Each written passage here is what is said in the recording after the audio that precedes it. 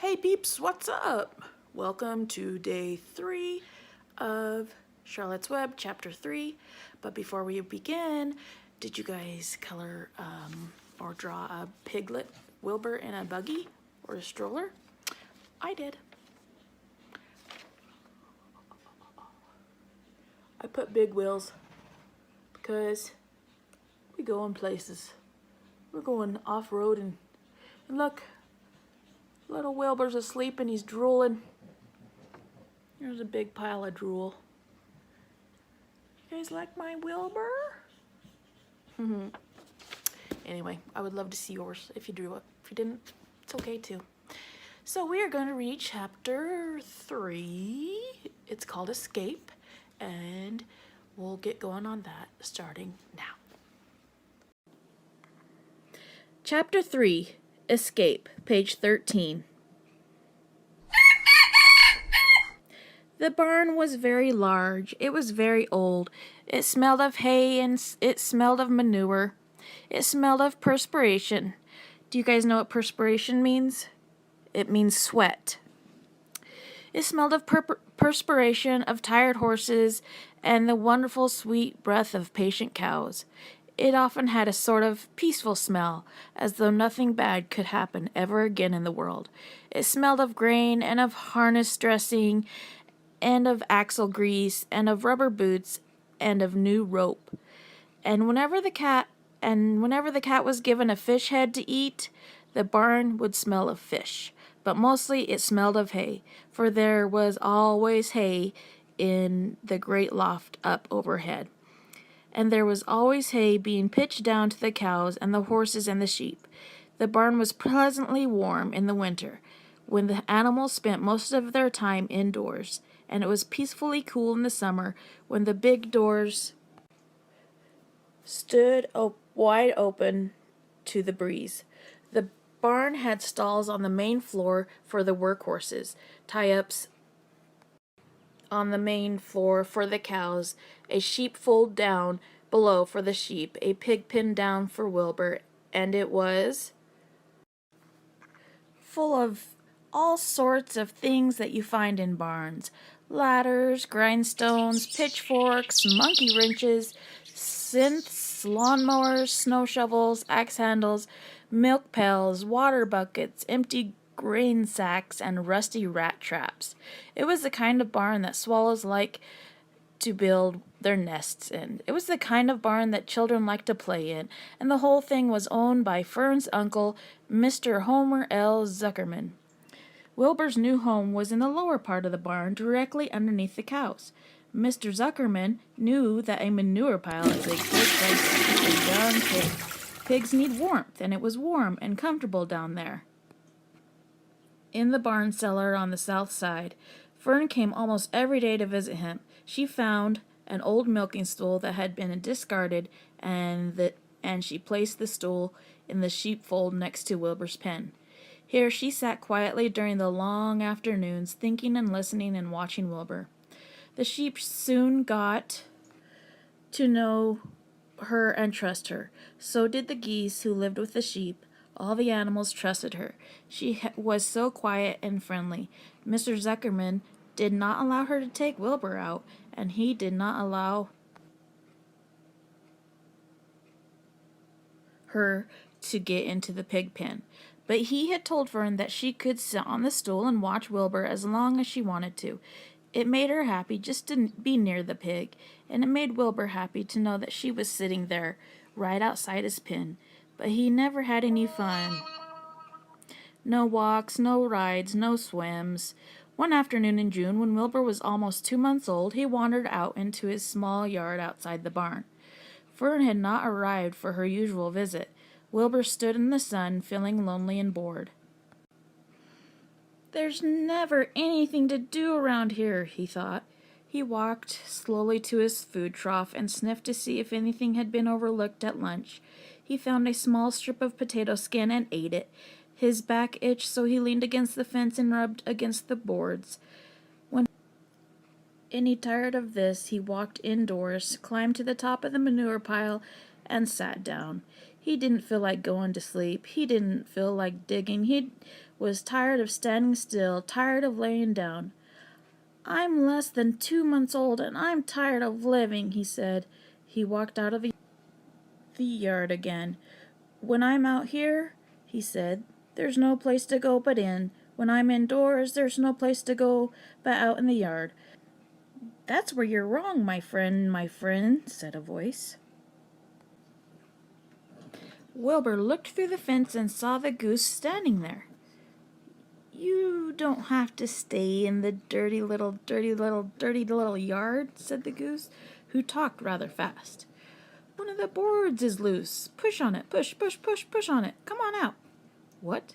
said Wilbur. "Say it slower." At the risk of repeating myself," said the goose, "I suggest you come on out. It's wonderful, wonderful out here." "Did you say a board was loose?" That I did," said the goose. Wilbur walked up to the fence and saw the goose was right. One board was loose. He put his head down, shut his eyes, and pushed. The board gave way. In a minute he had squeezed through the fence and was standing in the long grass outside his yard. The goose chuckled. "How does it feel to be free?" she asked. "I like it," said Wilbur. "That is, I guess I like it." Actually, Wilbur's felt queer to be outside his fence, with nothing between him and the big old world.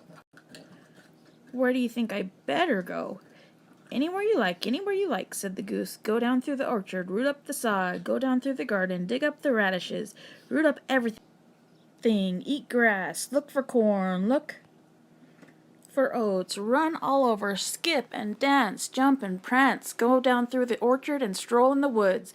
The world is a wonderful place when you're young." "I can see that," replied Wilbur. He gave a jump in the air, twirled, ran a few steps, stopped, looked all around, sniffed the smells of the afternoon, and then set off walking down through the orchard, pausing in the shade of an apple tree. He put his strong snout into the ground and began pushing, digging, and rooting. He felt very happy. He had plowed up quite a piece of ground before anyone noticed him. Mrs. Zuckerman was the first to see him. She saw him from the kitchen window, and she immediately shouted for the men. "Homer!" she cried. "Pigs out, Lurvy! Pigs out! Homer, Lurvy, pigs out! He's down there under that apple tree." "Now the trouble starts," thought Wilbur. "Now I'll catch it." The goose heard the racket, and she too started hollering. "Run, run, run! Downhill, make for the woods, the woods!" she shouted to Wilbur. "They'll never, never, never catch you in the woods." The Cocker Spaniel heard the commotion, and he ran out from the barn to join the chase. Mr. Zuckerman heard, and he came out of the machine shed where he was mending a tool. Lurvy, the hired man, heard the noise and came up from the asparagus patch where he was pulling weeds. Everybody walked towards Wilbur, and Wilbur didn't know what to do. The woods seemed a long way off, and anyway, he had never been down there in the woods, and wasn't sure he would like it. "Get around behind him, Lurvy," said Mr. Zuckerman, "and drive him towards the barn. And take it easy, don't rush him. I'll go and get the bucket of slops." The news of Wilbur's escape spread rapidly through the animals on the place. Whenever any creature broke loose of the Zuckerman's farm, the event was of great interest to the others. The goose shouted to the nearest cow that Wilbur was free, and soon all the cows knew. Then one of the cows told one of the sheep, and soon all the sheep knew. The lambs learned about it from their mothers. The horses in their stalls in the barn pricked up their ears when they heard the goose hollering, and soon the horses had caught on to what was happening.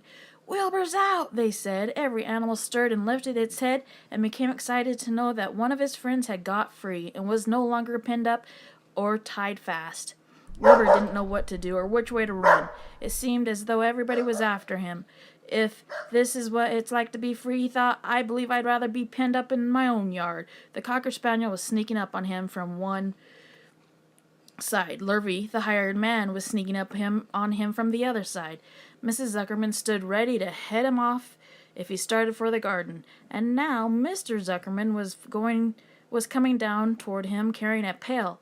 "This is really awful," thought Wilbur. "Why doesn't Fern come?" He began to cry.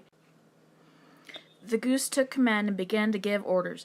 "Don't just stand there, Wilbur. Dodge about, cried the goose. "Skip around, run toward me, slip in and out, in and out, in and out. Make for the woods, twist and turn. The Cocker Spaniel sprang for Wilbur's hind leg. Wilbur jumped and ran. Lurvy reached out and grabbed. Mrs. Zuckerman screamed at Lurvy. The goose cheered for Wilbur. Wilbur dodged between Lurvy's legs. Lurvy missed Wilbur and grabbed the spaniel instead. Nicely done, cried the goose. Try it again, try it again. Run downhill, suggested the cows. Run towards me, yelled the gander. Run uphill, cried the sheep. Turn and twist, honked the goose. Jump and dance, said the rooster. Look out for Lurvy, called the cows. Look out for Zuckerman, called the gander. Watch out for the dog, cried the sheep. Listen to me, screamed the goose. Poor Wilbur was dazed and frightened by all this hullabaloo. He didn't like being the center of this fuss. He tried to follow the instructions his friends were giving him, but he couldn't run downhill and uphill at the same time, and he couldn't turn and twist when he was jumping and dancing. He was crying so hard he could barely see anything that was happening. After all, Wilbur was a very young pig, not much more than baby, really. He wished Fern were here to take him in her arms and comfort him. When he looked up and saw Mr. Zuckerman standing quite close to him, holding a pail of warm slops, he felt relieved. He lifted his nose and sniffed. The smell was delicious. Warm milk, potato skins, wheat middlings, Kellogg's cornflakes, and a popover left over from the Zuckerman's breakfast. Come, pig, said Mr. Zuckerman, tapping the pail. Come, pig.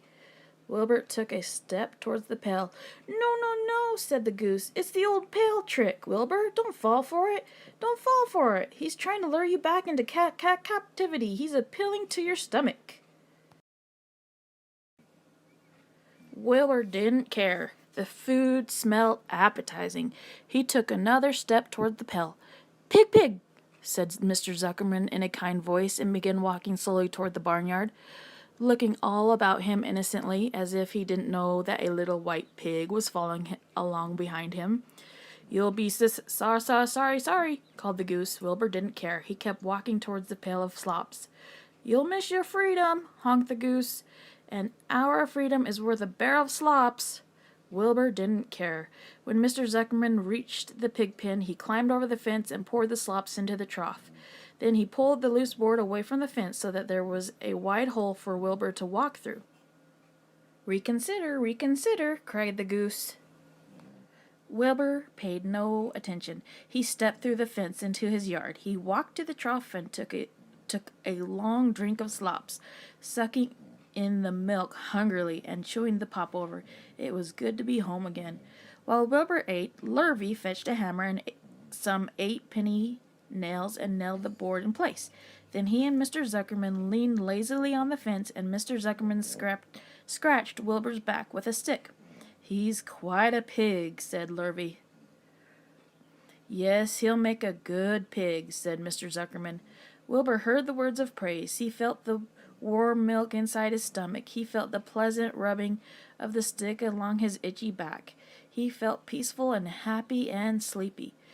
This had been a tiring afternoon. It was still only 4 o'clock, but Wilbur was ready for bed. I'm really too young to go out into the world alone, he thought as he lay down.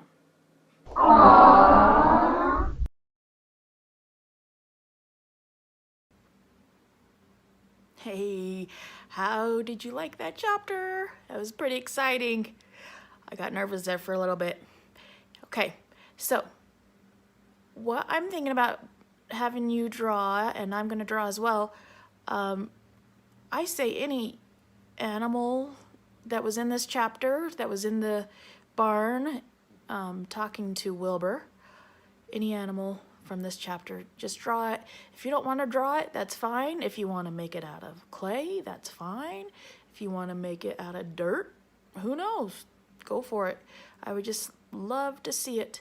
I don't know what I'm going to draw. I will have to think on that.